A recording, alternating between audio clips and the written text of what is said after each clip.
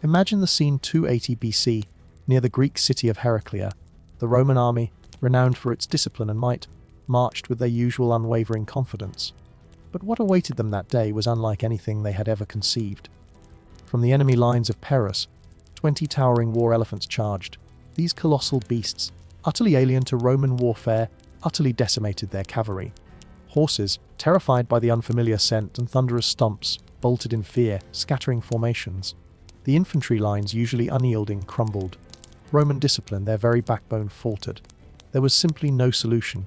The very next year, in 279 BC at Asculum, Paris unleashed his monstrous allies again. The Romans, reeling from their previous defeat, attempted to adapt. Their commanders restructured formations, trying to space out troops to mitigate the panic. It helped, but only slightly. The elephants, even without a full charge, still broke through. Their mere presence reshaped the battlefield, sowing doubt and uncertainty.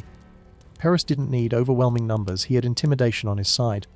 By 275 BC, at Beneventum, the tide began to turn.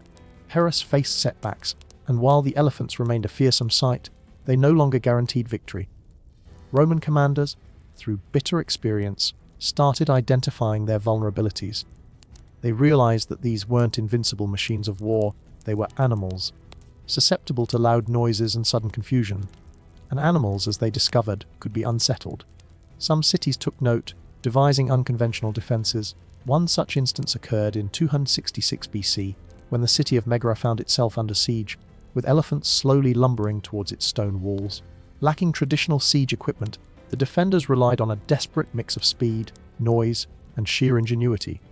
They gathered ordinary pigs, covered them in pitch, and waited.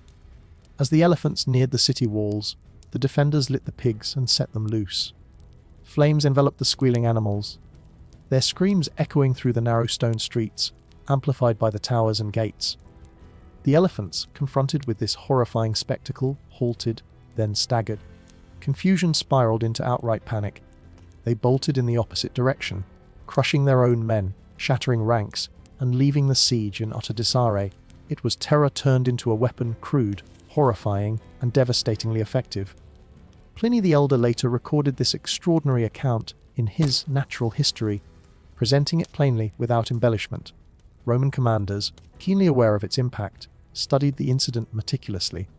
They saw it not as a standard strategy, but as a last resort, an improvised, ruthless, and highly effective tactic born of desperation and instinct, forged in fire.